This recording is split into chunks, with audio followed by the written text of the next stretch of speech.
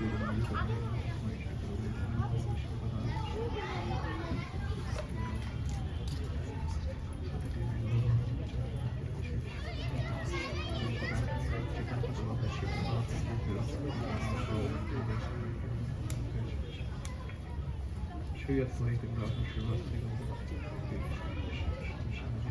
Ram, Hare Ram.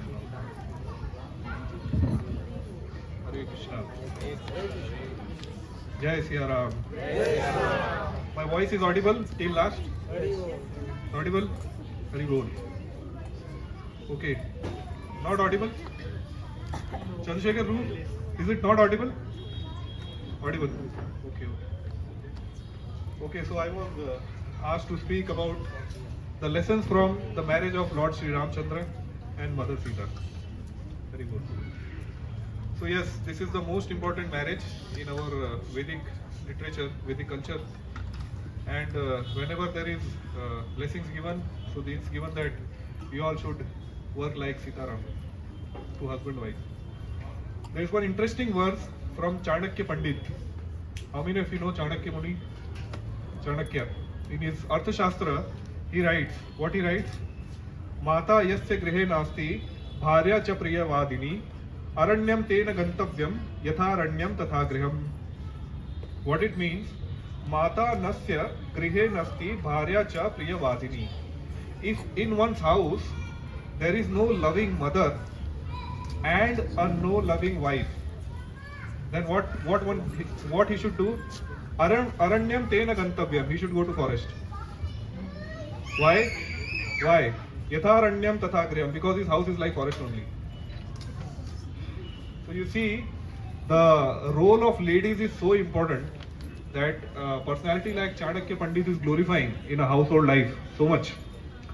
And there was a question asked to my Guru Maharaj once, that why in Indian culture, I don't know, nowadays of course it is not there, but I remember my sister got married in 1998, those good old days. तभी शादियां होती थी, 15-15 दिन तक rituals चलते थे, है ना? माताएं साथ में आती थी, अलग अलग गाने गाते, सीताराम के, राधा कृष्ण के गाने गाए जाते थे. तब ये मिक्सर नहीं हुआ करता था, वो धान कूटते थे ऐसे, है ना?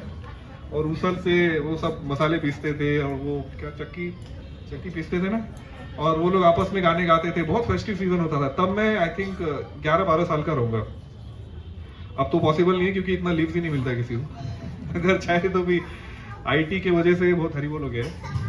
बट एनीवेज, तो उनसे पूछा गया कि ये इतना ग्रैंड क्यों होता है. इनफैक्ट जब आप रामायण पढ़ेंगे तो माँ सीता और भगवान राम के विवाह के बारे में वाल्मीकि रामायण में बहुत इलेबोरेटली बताया गया है, और उससे भी ज्यादा इलेबोरेट बताया गया है तुलसी रामायण में. तो मेरे गुरु महाराज ने आंसर किया कि एक्चुअली वेस्ट में कैसा है, शादी होता है, चर्च में जाते हैं, और डू यू एग्री हरि बोल, इस एक्सचेंज होता है, काम हो गया.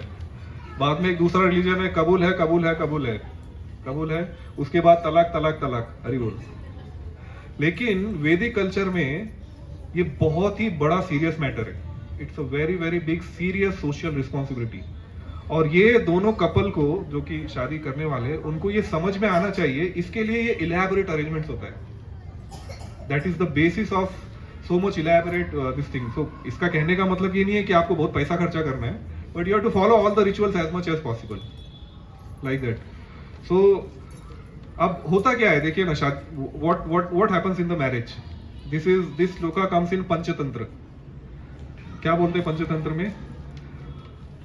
कन्या वरेतम रूपम माता, व्हाट इज इट? कन्या वरेते रूपम माता वित्तम पिता शति, बांधवा कुल इच्छन्ति मिष्ठानाम इतरे जनाः.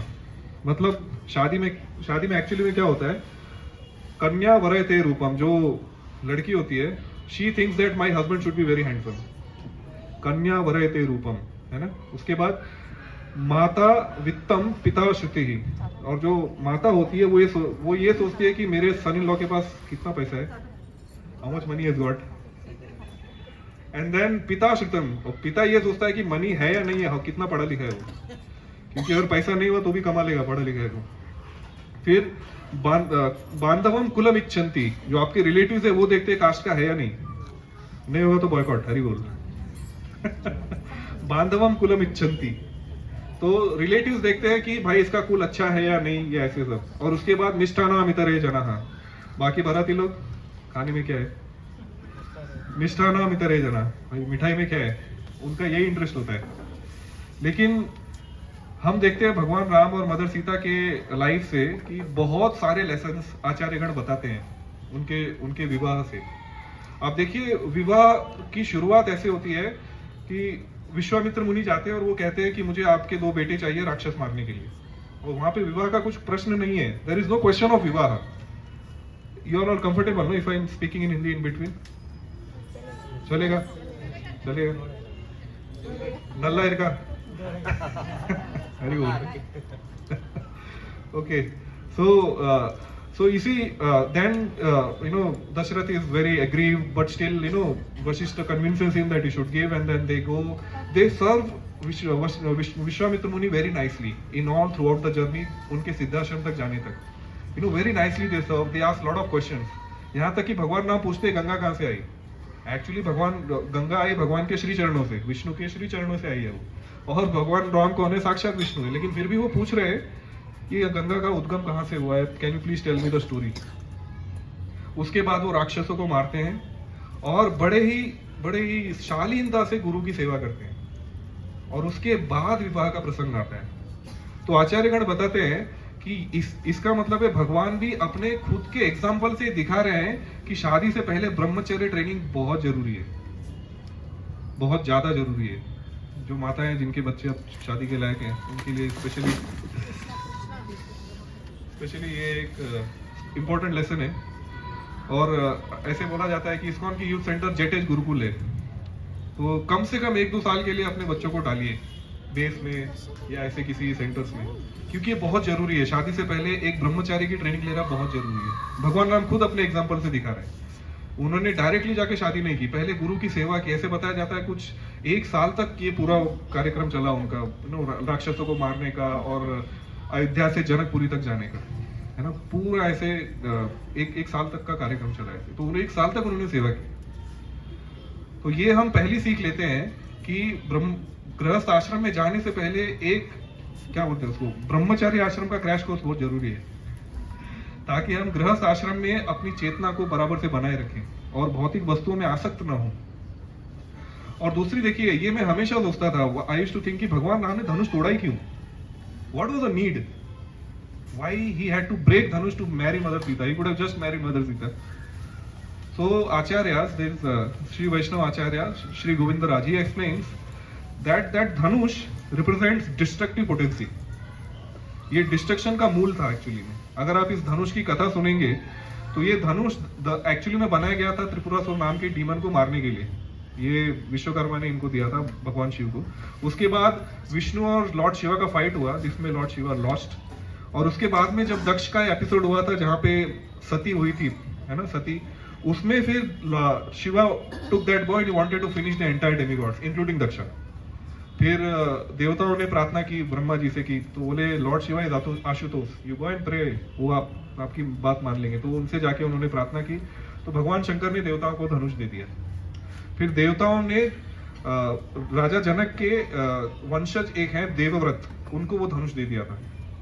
तो ये धनुष डिस्ट्रक्टिव पोटेंसी को रिप्रेजेंट कर रहा था। और आप देखिए त्रेता युग में या भगवान राम के विवाह के पहले सिर्फ और सिर्फ डिस्ट्रक्शन हो रहा था। कार्तिवीर्य अर्जुन आया, उसने ब्राह्मणों के साथ बहुत अन्याय किया। फिर परशुराम आए, 21 बार खून खराबा, मारना, काटना, यही सब चल रहा था। Only this was going on. So Lord Ram thought, I want to establish a good प्रजा। So for establishing a good praja, first I have to destroy all the symbols of destructive potency. इसलिए उन्होंने इस धनुष को तोड़ा। That was the main reason of breaking this bow. ऐसा।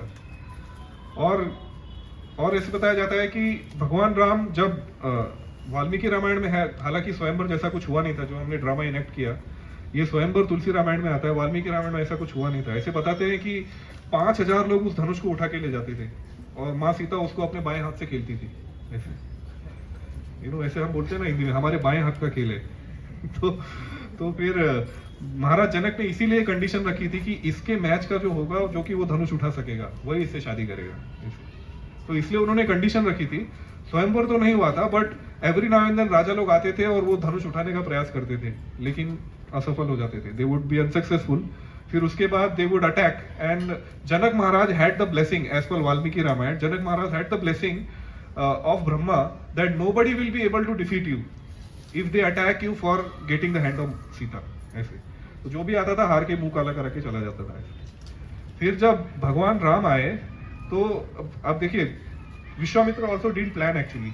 If you see Vishwamitra, name itself is Vishwamitra. क्यों? क्योंकि उन्होंने भगवान राम और माँ सीता का शादी कराया। और उसके बाद देखेंगे रामायण में कोई है ही नहीं, he is not there only, his only role is unite mother Sita and lord Ram, like that. So he comes just to marry mother Sita and lord Ram. और then he says, actually doesn't say कि मैं आपकी शादी कराने के लिए, what he says, there is a great Shiv Dhanush.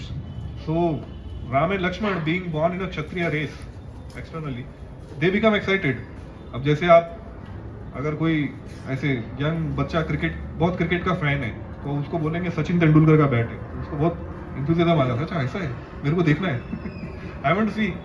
Similarly Lakshman और रामचंद्र के अंदर बहुत ऐसा जिज्ञासा हुआ, अच्छा लॉर्ड शिवा का बहू है, अच्छा हमको देखना है, क्या हम देख सकते हैं? हाँ हाँ चलो।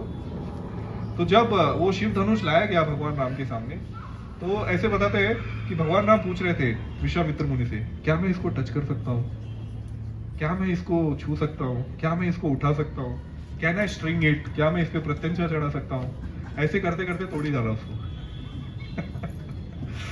तो इसमें ऐसे बताया जाता है कि आचार्यगण बताते हैं कि गृहस्थ लाइफ में गुरु के अंडर रह के सेवा करना कितना जरूरी है। ये भगवान राम अपने इस एग्जाम्पल से बता रहे हैं। Always serve under the direction of guru, never be independent, ऐसे। और अब जब शादी हो रही होती है तो आई मीन जब ये धनुष तोड़ देते हैं तो महाराज जनक कहते हैं कि आप अब मेरी बेटी से शादी कीजिए, you get married to my daughter. So what lord Ram says, no no no, I didn't come here for marriage, that will be decided by my parents actually, तो आप मेरे माँ बाप से बोलिए। Then he sends his representatives to Ayodhya, Janak Maharaj आते हैं पूरी गाजे बाजे के साथ। तो एक और इसमें टीचिंग है कि बिना माता पिता के आशीर्वाद के कोई शादी सफल हो ही नहीं सकती। शादी का क्या है, बिना माता पिता के आशीर्वाद के संन्यास भी सफल नहीं हो सकता। As per Vedic literature, if you want to take sannyas, you have to go and take permission from your parents. आपको माता पिता से आज्ञा लेनी होगी कि मैं संन्यास ले सकता हूं क्या। इसलिए शादी में जो सबसे ज्यादा जरूरी चीज है, सबसे ज्यादा जरूरी चीज, वो है माँ बाप का आशीर्वाद। ये भगवान राम बता रहे अपने खुद के एग्जाम्पल से कि मेरी शादी का डिसीजन मेरे माँ बाप करेंगे, मैं नहीं करूंगा। तो ये सबसे ज्यादा आजकल के यंगस्टर के लिए खासकर ये बहुत ज्यादा जरूरी है, क्योंकि आजकल तो लिव इन का कल्चर चल पड़ा है, you know, I don't no कितना डेमोनियक टाइप का है ये। खासकर बैंगलोर जैसे शहर में तो कुछ ज्यादा ही है। तो this is very very unfortunate. खैर, जब शादी का प्रसंग हो जाता है और जब आते हैं तो अब हम डायरेक्टली इसमें जाएंगे, माँ सीता और उनके विवाह में। तो जब विवाह होता है तो इंटरेस्टिंगली ये जनक महाराज माँ सीता को लेके आते हैं शादी के टाइम पे, एंड व्हाट एक बहुत इंपॉर्टेंट श्लोक बोलते हैं वो, इयम सीता मम सुता सह धर्मचारी तवा प्रतिच्छान भद्रंती पाणी ग्रह गृण पाणिना। मतलब क्या बोलते हैं, इय सीता, इयम सीता, ये है सीता। तो क्या भगवान राम जानते नहीं कि वो सीता है? ऐसा तो नहीं है कि वो जानते नहीं, तो जनक ये कह क्यों रहे कि ये सीता? तो आचार्यगण बताते हैं जब माँ सीता पहली बार असेंबली में आई, जो शादी का जो मंडप बना था उसमें, तो माँ सीता इतनी ज्यादा सुंदर थी कि सबकी आंखें चौंधी आ गई। एक बार के लिए उनकी आंखों में अंधकार आ गया, ऐसे देख ही नहीं पाए माँ सीता को। जैसे अब बिजली कड़कती है, कई बार आपने बारिश में देखा होगा, बिजली कड़कती है तो एक बार के लिए थोड़ा सा अंधकार हो जाता है, ऐसा अंधकार सब में छा गया। तो इसके लिए जनक महाराज ने बोला, ये सीता, ये देखिए मेरी सीता, ये आप लोग देख रहे हैं ना, लाइक दैट। और उसके बाद एक और टीचिंग दी जाती है। आचार्यगण बताते हैं कि अब जनक महाराज ने अयोध्या में भेजा अपने मैसेंजर्स को, है ना, और उसके बाद दशरथ जी अब पूरा गाजे बाजे बारात के साथ आए, तो उसमें समय लग गया। लेकिन फिर भी भगवान राम सीता से मिले नहीं। हालांकि डिसाइड हो गया था कि आप लोगों की शादी हो रही है, लेकिन फिर भी भगवान राम ने फिजिकली कभी उनसे मिले नहीं, और न ही और किसी को देखा, वो सिर्फ गुरु की सेवा में लगे। तो ये आजकल के लड़कों के लिए ज्यादा जरूरी है कि शादी के लिए ब्रह्मचर्य बहुत जरूरी है। वो रडार पकड़ के ऐसे घुमाना नहीं है एयरपोर्ट के जैसा, सबको देखते बैठते, शादी के बाद भी हरि बोल, तो ये बहुत ज्यादा जरूरी है। भगवान राम समझा रहे हैं। यस, जनक जी जब बोले एम सीता, राम ये है मेरी सीता, है ना, ऐसे। तो ये ब्रह्मचर्य is very very important before getting marriage. उसके बाद बोलते हैं, अच्छा इसका एक और स्पिरिचुअल एक्सप्लेनेशन दिया जाता है, इय सीता मम सुता। तो भगवान राम को कह रहे हैं कि देखो कितनी सुंदर है मेरी सीता। भगवान राम कहते हैं सुंदरता से मुझे क्या लेना देना, मैं खुद ही इतना सुंदर हूँ, लोग कामदेव मेरे पीछे पड़ा है, लेकिन मुझे चाहिए एक अच्छे कुल की लड़की। तो इसीलिए कहते हैं मम सुता, मेरी बेटी है। मेरी बेटी मतलब विदेह राज की बेटी। आप देखिए शादी किसकी हो रही है, अयोध्या की और मिथिला की। अयोध्या मतलब जिसको युद्ध में जीता नहीं जा सकता। आचार्यगण बताते हैं युद्ध नहीं, जिसको कोई भी भौतिक आसक्ति जीत नहीं सकती, वो लोग अयोध्यावासी हैं। One who can never be conquered by material desires, these are अयोध्यावासी। और मिथिला विदेह राज, जिनके लिए मटेरियल अटैचमेंट है ही नहीं। तो अयोध्या और मिथिला की शादी हो रही है। आप समझ रहे हैं कितना कितना पावन संयोग है ये। तो मम सुता सह धर्मचारी तवा, ये बहुत इंपॉर्टेंट है। वो बोलते हैं कि ये आपके हमेशा धर्म में आपके साथ हमेशा धर्म करेगी। आप देखेंगे जब भगवान राम, हम उसका डिस्कशन करेंगे, भगवान राम जब वन को जा रहे थे तो उन्होंने बोला आप मत जाओ, लेकिन माँ सीता ने हमेशा कहा नहीं मैं जाऊंगी, मैं जाऊंगी। और जब वो लोग रावण को मार के वापस आते हैं, और जब ये धोबी का प्रकरण होता है, जो ही उनको ताना देता है, और उसके बाद में तो अगर आप वाल्मीकि रामायण को पढ़ेंगे तो उसमें क्लियर है कि भगवान राम ने माँ सीता को नहीं भेजा था, it was there mutual decision. क्योंकि जितनी चिंता भगवान राम को अपनी प्रजा की थी, उससे ज्यादा चिंता माँ सीता को अपनी प्रजा की थी, क्योंकि वो जगत माता है। तो वो उनको ऐसा लग रहा था कि मेरे वजह से कोई गलत काम नहीं करना चाहिए, मेरा नाम लेके या मेरा एग्जाम्पल लेके। ऑफ कोर्स माँ सीता को तकलीफ हुई और वो रोए। उसके बाद जब लक्ष्मण उनको वाल्मीकि जी के आश्रम के पास छोड़ के आया तो भी वो रो रहे थे। रोना स्वाभाविक है क्योंकि वो विप्रलंब हो रहा था, लेकिन फिर भी ये दोनों का कॉन्शियस डिसीजन था। तो ये है सह धर्मचारिणी तवा प्रतिच्छानी मैं भद्रम थी। अब वो कहते हैं कि ये तो आपकी इटर्नल कॉन्सर्ट है, मैं कौन होता हूँ देने वाला, ये तो साक्षात लक्ष्मी है, इसके लिए आप इनको ग्रहण कीजिए। और एक बहुत ही अच्छी चीज वो बताते हैं जो कि खासकर माताओं को सुननी चाहिए।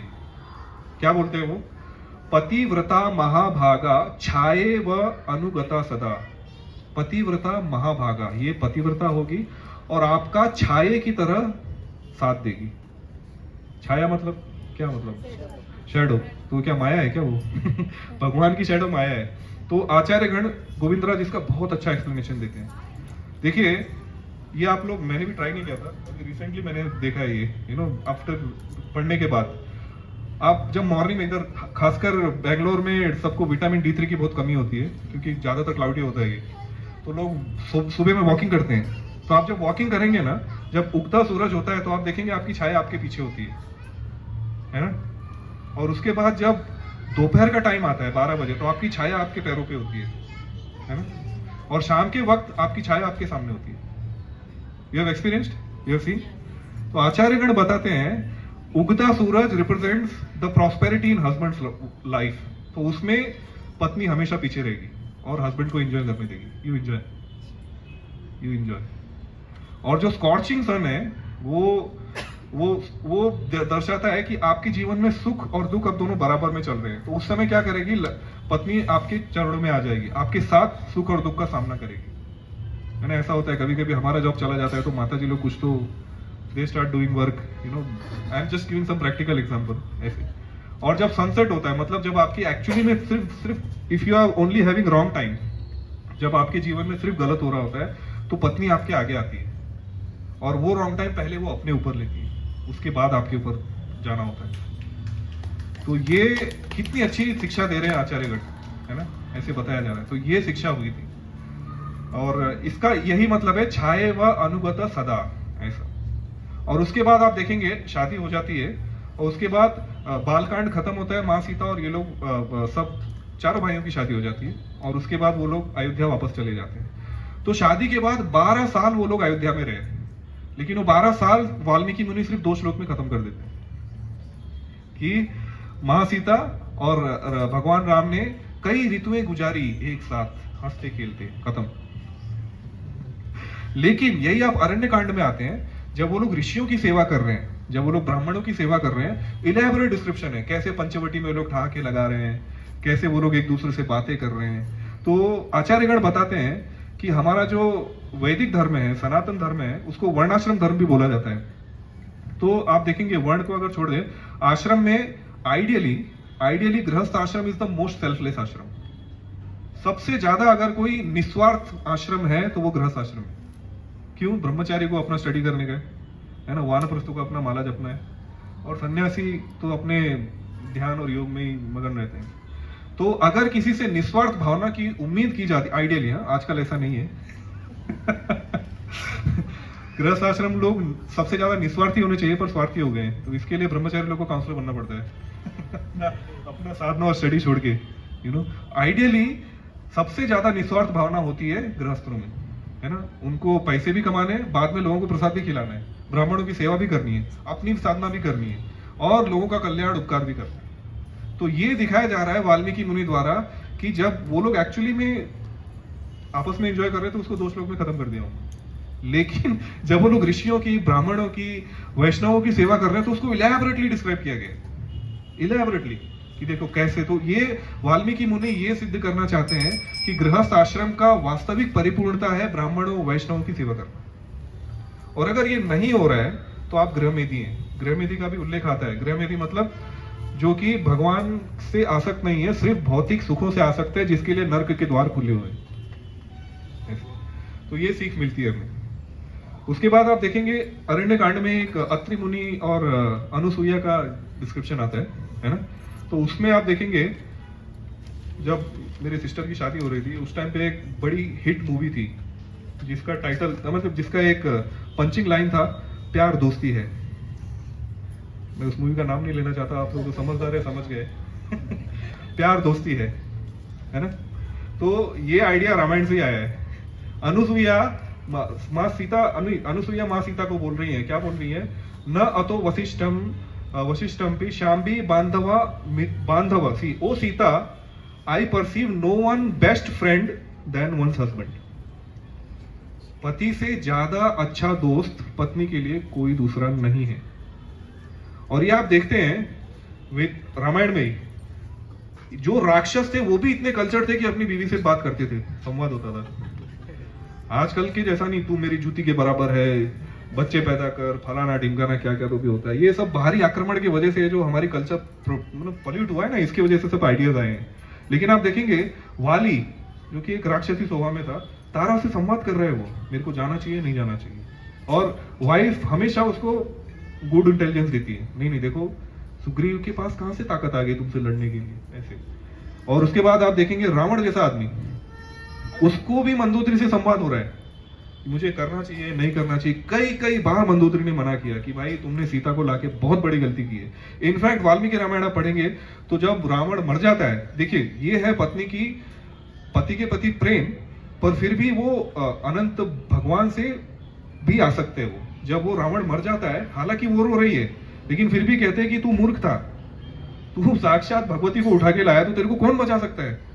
हालांकि अपने पति के लिए रो रही है वो, लेकिन फिर भी वो बता रही है, तो she is not attached materially, कि उसकी गलत कामों को वो छुपा रही हो। पत्नी का ये भी धर्म है कि भाई, और वाइस वर्सा पति का भी, कि गलत कामों को छुपाना नहीं है, हमेशा एक संवाद बनाए रखना है। ऐसे there has to be always a dialogue, नहीं तो if there is no dialogue तो there is no way of correcting. एक इस्कॉन में सन्यासी हैं, भक्ति विद्यापूर्ण महाराज, उन्होंने, हालांकि सन्यासी हैं, पर मेल और फीमेल दोनों पे रिसर्च किया उन्होंने। तो वो क्या बोलते हैं, ये मेल का प्रॉब्लम क्या है, वो हमेशा एक्सट्रीम में होता है। मतलब आपको पता है ना, there are 2 brains, left wing, right wing, उसके ऊपर आजकल बहुत हो भी रहे। तो लेफ्ट विंग, राइट विंग, या तो एकदम ही आसक्त, एकदम भौतिक उसमें इंद्रिय भोग में आसक्त, या तो बिल्कुल ही निरक्त, एकदम ही सन्यास, वो बीच का रास्ता यूज करते ही नहीं है। इसके लिए उनको ब्रह्मचारी बनाना इजी है। आप माताओं को बोलिए आप 8-10 साल ट्रेनिंग दीजिए, लेकिन फिर भी नहीं जो भी है, मेरे माँ बाप को नहीं छोड़ सकती लेकिन बच्चा छोड़ देता है, you are You are, what is it? You are pap. You are not papa. तो ये लड़कों के लिए इजी है क्योंकि हमेशा एक्सट्रीम में जाते हैं वो, या तो एकदम ही विरक्त हो जाएंगे या तो एकदम ही आसक्त हो जाएंगे। लेकिन जो लड़कियों का कॉन्शियसनेस है ना, वो हमेशा बैलेंस पे रहता है, वो कभी भी एक्सट्रीम में नहीं जाते ऐसे। ये भक्ति विद्यापूर्ण महाराज के शब्द हैं। इसीलिए संवाद होना जरूरी है हस्बैंड और वाइफ में, क्योंकि कभी कभी एक्चुअली में एक्सट्रीम में जाना पड़ता है लेकिन वाइफ नहीं जाती है, तो उसके लिए हस्बैंड को थोड़ा स्ट्रांग होकर उसको बोलना पड़ता है, छोड़ना, मंदिर जाना है, रिलेटिव्स आ रहे हैं, क्या करें, छोड़ो, नेक्स्ट टाइम देख लेंगे। आज रामनवमी प्रोग्राम के लिए जाना है, मतलब जाना है, ऐसा। ये है हस्बैंड का ड्यूटी। लेकिन कई बार हस्बैंड एकदम ही एकदम ही विरक्त हो जाता है और सेवा में ही लगा रहता है, बच्चों का पढ़ाई, हरि बोल, और फाइनेंशियल प्लान नहीं करता है, तो वाइफ बताती, देखो सेवा हुआ ठीक है पर हमको रोटी भी तो खाना है ना। तो उसका भी थोड़ा आपको सोचना पड़ेगा, ऐसा चलेगा नहीं, यू हैव टू बैलेंस। तो ये दोनों जरूरी है, ये अगर नहीं होगा तो एक proper successful husband wife relationship नहीं रहेगा। और इसी के लिए विवाह का प्रावधान किया गया है। विवाह का क्या, विवाह का मतलब है विशिष्ट रूपेण वाहन, दैट इज विवाह, विशिष्ट रूपेण वाहन। ये जो कि आपको एक विशेष वाहन दिया गया है भगवान की सेवा में लगने के लिए, वो है विवाह। भौतिक सुखों को सिर्फ भोगने के लिए, इंद्रिय भोग के लिए नहीं, भगवान की सेवा में लगने के लिए। बाकी that is all, what ever comes is a by product, ऐसे। और हम देखते हैं कि दो तीन टीचिंग्स बस। जब देखते हैं हम, भगवान राम को वनवास हो जाता है और माँ सीता से वो कहते हैं कि now I am going to one, आप यहीं रुको। लेकिन वाल्मीकि रामायण में देयर आर 5 चैप्टर्स, इसमें माँ सीता और उसमें डिबेट हो रही है भगवान राम में, नहीं तुम नहीं जा सकते, नहीं मैं जाऊंगी, नहीं तुम नहीं जा सकते। यहाँ तक कि माँ सीता इतनी गुस्सा हो जाती है, लिटरली ये वर्ड है रामायण में, कि मुझे तो लगता था मेरे पिता ने किसी मर्द से मेरी शादी की, लेकिन तुम तो हिजड़े हो। धर्म समझते ही नहीं, इतना गुस्सा हो गई थी माँ सीता। फिर उन्होंने बोला, मेरे पिता ने मेरी कुंडली दिखाई थी, उसमें मेरी कुंडली में वनवास लिखा है, राजयोग है ही नहीं। तो भगवान राम कहते हैं ठीक है मैं समझ गया, तुम सहधर्मचारिणी, वो बोला था ना जनक महाराज ने, हमेशा आपके धर्म में वो सहभागी होगी, तो ये है सहधर्मचारिणी। तो आचार्यगण ऐसा बताते हैं कि husband should always try to provide good, best and best facility to the wife, and wife should expect the least. समझ में आया? क्योंकि भगवान चाहते थे कि उनको वन में मैं ना ले जाऊं, वो राजमहल में खुश रहे, सुखी से रहे, वो हमेशा वो वही करके अपना लॉजिक दे रहे थे। लेकिन वाइफ का कैसा था, नहीं मैं जाऊंगी। तो वाइफ को लीस्ट एक्सपेक्टेशन होना चाहिए और हस्बैंड को best of the best facility provide करनी चाहिए भाई, दैट इज अ टीचिंग। और this one is last one, ये आप समझेंगे तो काफी। Now this teaching doesn't come from माँ Sita and lord Ram but rather Lakshman. So what happens, जब माँ सीता का हरण होने वाला होता है ना, तो मारीच आता है और मारीच स्वर्ण हिरण बन के आता है। तो माँ सीता कहती है इट इज अभिराम, मतलब ये राम से भी सुंदर है। राम से सुंदर कुछ हो सकता है क्या? राम से सुंदर एक ही चीज है, माया। आपको माया ही राम से सुंदर लग सकती है। तो माँ सीता जब ये कह रही कि अभिराम, राम से भी सुंदर है, मतलब ये माया है। तो भगवान राम कहते हैं कि ठीक है मैं लेके आता हूँ। फिर लक्ष्मण जी बोलते हैं यार आपने 84 लाख योनियां बनाई हैं, उसमें से एक योनि का भी प्राणी नहीं है, आपको समझ में नहीं आ रहा है राक्षस है ये। तो भगवान राम कहते हैं लक्ष्मण आपकी बात सही है, लेकिन सीता ने आज तक मुझसे कुछ नहीं मांगा, एक ही चीज मांगी और वो भी मैं उसको ना दूं, भले ही राक्षस हो तो क्या हुआ, मैं इसको लेके आऊंगा। लक्ष्मण ने कहा ठीक है आपकी मर्जी, जाओ। तो उन्होंने बोला आप इधर ही रहना, अगर ये राक्षस है तो मुझे ऐसा लगता है कि कुछ प्लान होगा तो इनको खतरा हो सकता है, तो यू डोंट क्रॉस, आप यहीं रहो। लक्ष्मण ने कहा जो आज्ञा भैया, मैं यहीं रहूंगा।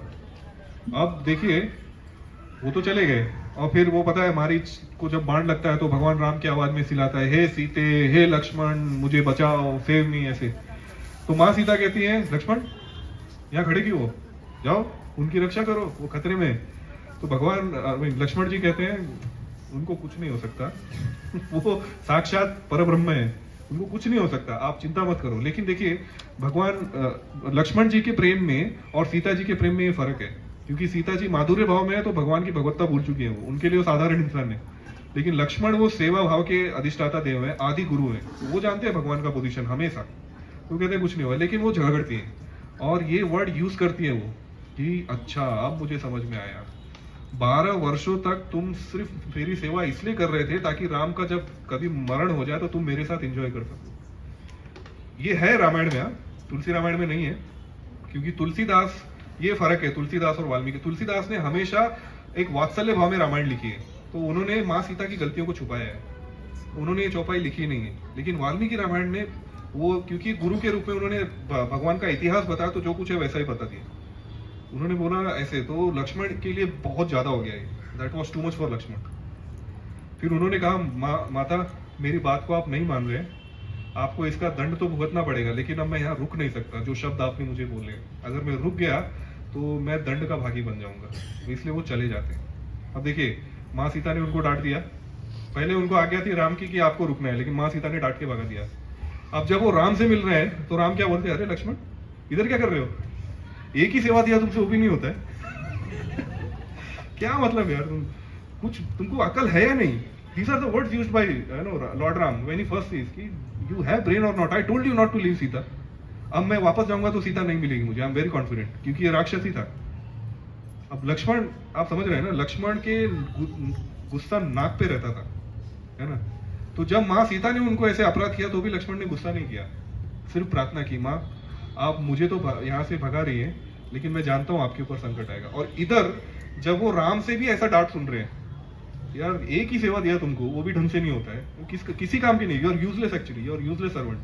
फिर भी लक्ष्मण उनके ऊपर गुस्सा नहीं करते हैं, वो माफी मांगते हैं कि भैया मुझे माफ कीजिए, माँ सीता ने मुझे कुछ कटु वचन बोले जिसके लिए मुझे आने पड़ा। तो आप ये समझ सकते हैं कि लक्ष्मण ने ऐसा क्यों किया। वो इंसान जो कि बात बात पे धनुष उठा लेता था, ड्रामा में देखा होगा आपने, I tried my best, I don't know I was successful, but Lakshman के नाक पे गुस्सा रहता था। तो वो भगवान राम को भी बोल सकता था ना, यार अपनी बीवी अपने माँ को छोड़ के मैं तुम्हारे पास आया और तुम लोग यार मेरा कचूमर बना के रखा है। और इसके लिए लक्ष्मण को मृदंग बोलते हैं, वो दोनों साइड से बचते हैं, यू नो, एक साइड से माँ सीता बजाती है, दूसरे साइड से भगवान राम बजाते हैं, वो बचते ही रहते हैं। इसके लिए वो नेक्स्ट लाइफ में बलराम बने, मुझे बहुत हो गया तुम लोग का मैं बड़ा भाई बनूंगा, तुम्हारा ऑर्डर फॉलो नहीं करूंगा मैं ऐसे। तो आप सोचिए, तो लक्ष्मण गुस्सा क्यों नहीं हुए, ये आचार्यगण एक बहुत इंपॉर्टेंट टीचिंग बताते हैं हमारे गृहस्थों के लिए, स्पेशली हस्बैंड वाइफ के लिए बहुत इंपॉर्टेंट है। लक्ष्मण को क्रोध क्यों नहीं आया, लक्ष्मण ने पॉज बटन दबाया।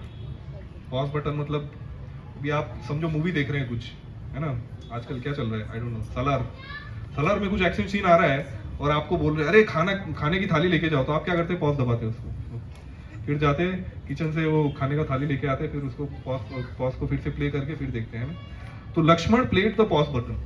पॉज बटन मतलब जब माँ सीता ने उनको ऐसे बोला तो लक्ष्मण थोड़ा रुके और सोचे माँ सीता मुझसे ऐसे क्यों बात करेंगे, क्योंकि वो भगवान राम से इतना प्रेम करती है। ऐसा नहीं कि मुझसे वो द्वेष कर रही है, पर उनका भगवान राम के प्रति प्रेम इतना अगाध है कि वो उनको कुछ सूझ ही नहीं रहा है, और जो मन में आ रहा है बोल रहे हैं। ऐसे ही जब भगवान राम ने उनके साथ ऐसा बर्ताव किया तो उन्होंने फिर से पॉज बटन दबाया कि क्योंकि भगवान राम माँ सीता के लिए इतना कंसर्न है, इसके लिए वो मुझसे ऐसा बोल रहे हैं, वरना वो मुझसे तो कभी ऐसे बोल ही नहीं सकते। ऐसे बताया जाता है कि अयोध्या में भगवान राम लक्ष्मण के बिना खाना ही नहीं खाते थे, जब तक लक्ष्मण उनके साथ बैठ के खाना नहीं खाएंगे वो खाना नहीं खाते। तो लक्ष्मण को ये सब चीजें याद नहीं, पर वो पॉज बटन कैसे दबा सके, कैसे, because he was grateful. Guru Maharaj says if you are not grateful you are grateful. है ना, कृतज्ञता होनी चाहिए हस्बैंड को वाइफ के लिए और वाइफ को हस्बैंड के लिए। अगर ये कृतज्ञता नहीं है तो पॉज बटन छोड़ो, हमको रिमोट का है वही पता नहीं चलता है। एक बात आया दूसरे, तुम क्या समझते हो, तुम क्या है, मैं तुम्हारी नौकर हूँ क्या, ऐसा ना वैसा हो, दूसरे साइड से अरे तुम्हारा ऐसा ही है, ऐसे सब चालू हो जाता है। लेकिन वो कृतज्ञता रहेगा ना, जब हस्बैंड देखती है, आई मीन वाइफ देखती है कि हस्बैंड मेरे लिए कितना कष्ट कर रहा है, करना चाहिए, I don't know how many of you do लेकिन if is a working wife you have to help her in household chores and everything, ये सब करना चाहिए, you know, you don't have to put everything on her. Similarly husband should think about wife कि वो मेरे लिए कितना ध्यान रखती है, मेरे लिए खाना पकाती है, मेरा ध्यान रखती है ऐसे। तो वो एक ग्रेटफुलनेस हस्बैंड और वाइफ के बीच में बहुत जरूरी है। That is the root of husband and wife relationship. वो नहीं है तो कुछ भी नहीं है। तो ये लक्ष्मण जी ने सिखाया अपने बर्ताव से। और इन शब्दों को कह के मैं अपने शब्दों को विराम दूंगा। आप लोगों का बहुत बहुत धन्यवाद। जय जय सिया राम।